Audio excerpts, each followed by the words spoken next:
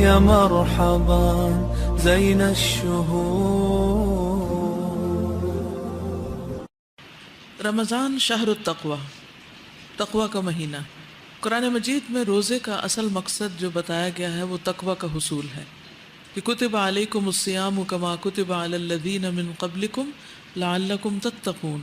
تو ہمیں یہ دیکھتے رہنا ہے اپنے اعمال کو، اپنی گفتگو کو، اپنے رویوں کو، اپنے معاملوں کو دوسروں کے ساتھ کہ کیا واقعی ان میں اللہ کا خوف ہے ہماری گفتگو میں اور ہمارے دوسرے کے ساتھ معاملہ کرنے میں، کیا ہم واقعی اللہ سے ڈر کر بہترین معاملہ کر رہے ہیں یا پھر جو دل میں آئے کہہ دیتے ہیں۔ تقوی کا معنی بچنا ہے۔ روزے کی حالت میں صرف کھانے پینے سے ہی پرہیز کافی نہیں بلکہ ہر قسم کے گناہوں سے بچنا ہے۔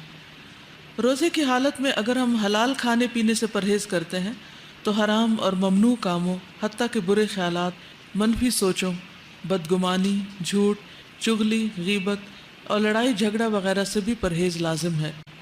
کھانا پینا انسان کے پسندیدہ مشاغل میں سے ہے جس پر کنٹرول بہت مشکل ہوتا ہے، لیکن روزے میں بھوک کا تجربہ انسان کے اندر ایسی قوت پیدا کر دیتا ہے کہ وہ اس قابل ہو سکے کہ اللہ کی خاطر اپنے منفی جذبات کو بھی قابو رکھ سکے۔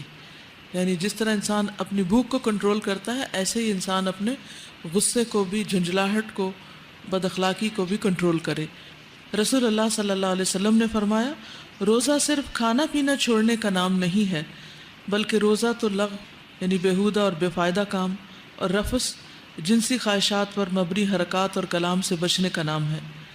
لہٰذا اگر تمہیں کوئی دوران روزہ گالی دے یا جہالت کی باتیں کرے تو اس سے کہہ دو کہ میں روزے سے ہوں۔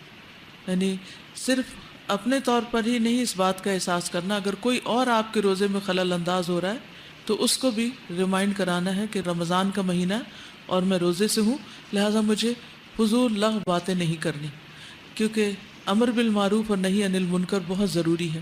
بعض لوگ روزہ رکھ کے روزہ کاٹنے کے لیے یا دن کاٹنے کے لیے بیکار کی ادھر ادھر کی لوگوں کی باتیں شروع کر دیتے ہیں یا دن میں ہونے والے واقعات پہ تبصرے شروع کر دیتے ہیں، تو اس سے بھی پرہیز کرنا ہے۔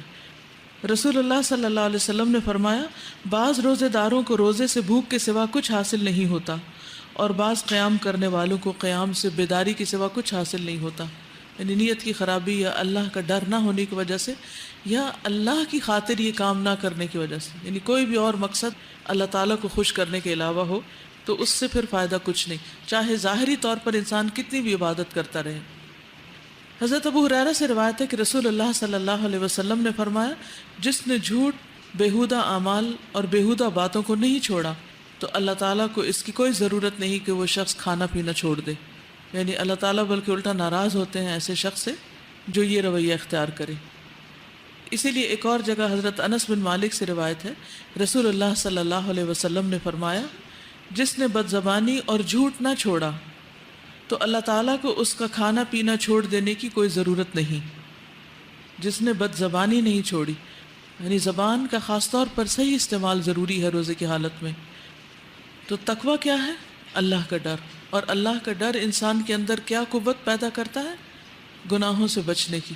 اور گناہوں میں زبان کے گناہ، سوچ کے گناہ، ہاتھ کے گناہ، پاؤں کے گناہ، سارے اعضاء کے گناہ سے بچنا ضروری ہے۔ اور ایک لائف چینجنگ ایکسپیرینس ہونا چاہیے یہ رمضان ہمارے لیے، کہ ہماری عادات میں جیسے کھانے پینے کی عادات میں تبدیلی آ رہی ہے، سونے جاگنے کی عادات میں تبدیلی آ رہی ہے، اسی طرح ہماری اخلاقی حالت میں بھی تبدیلی آنی چاہیے بہتری کی طرف۔ ٹھیک ہے، تو یہ ہے تقویٰ کا معنی۔ يا مرحبا زين الشهور.